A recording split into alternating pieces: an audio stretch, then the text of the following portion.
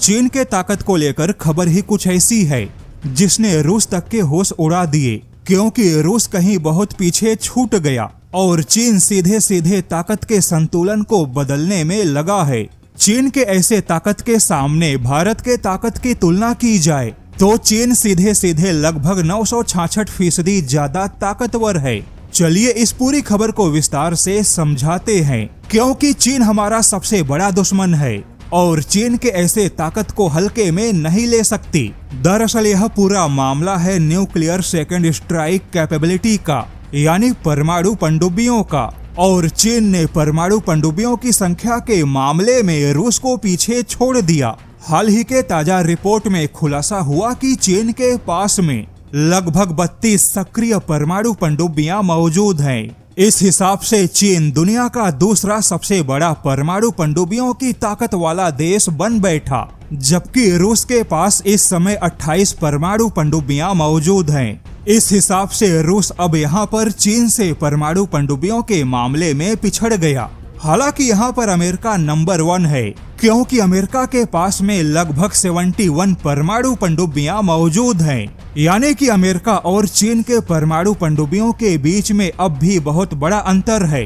हालांकि अब सवाल है कि भारत के पास में कितनी परमाणु पनडुब्बियां मौजूद हैं। तो यहाँ पर आपको बता दें कि ताजा आंकड़ों के मुताबिक भारत के पास में 2026 तक केवल 3 परमाणु पनडुब्बियां मौजूद होंगी और भारत के 3 परमाणु पनडुब्बियों के सामने चीन के 32 पनडुब्बियों की संख्या बहुत ही ज्यादा है।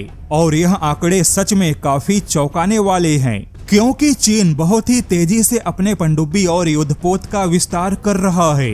यहाँ पर आपको बता दें कि अगर पनडुब्बी और युद्धपोत की बात की जाए तो पनडुब्बियों का निर्माण बहुत ही ज्यादा कठिन है और इसमें काफी समय भी लगता है, क्योंकि 2026 में भारत जहां पूरे 19 युद्धपोत शामिल करेगा तो पनडुब्बियों की संख्या केवल 1 हो सकती है। लेकिन चीन ने यहां पर भारत के एक पनडुब्बी के सामने पूरे 4 पनडुब्बियों के निर्माण का लक्ष्य रखा है।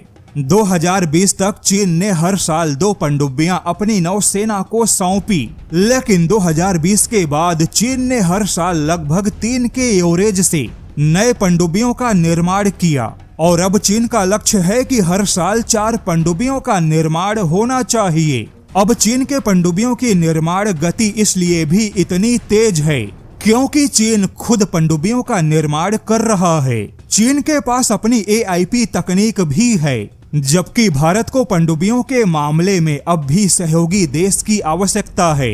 हालांकि जर्मनी के साथ भारत जिन पनडुब्बियों का निर्माण करेगा उसके बाद निश्चित तौर पे पनडुब्बियों के निर्माण के मामले में भारत की आत्मनिर्भरता और ज्यादा मजबूत होगी। यानी कि पनडुब्बी और युद्धपोत के निर्माण में पनडुब्बियों का ही निर्माण सबसे ज्यादा कठिन है, क्योंकि खुद चीन भी युद्धपोत की संख्या के मामले में तो अमेरिका से आगे निकल गया, किंतु पनडुब्बियों के निर्माण में चीन अब भी अमेरिका से पीछे है।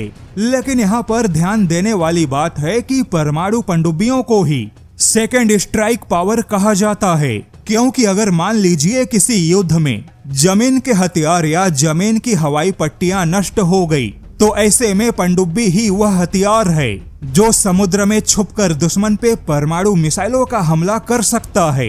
दुनिया के किसी भी देश को आसमान या जमीन के हथियारों से ज्यादा समुद्र के अंदर छुपे दुश्मन के पनडुब्बियों की चिंता सताती है।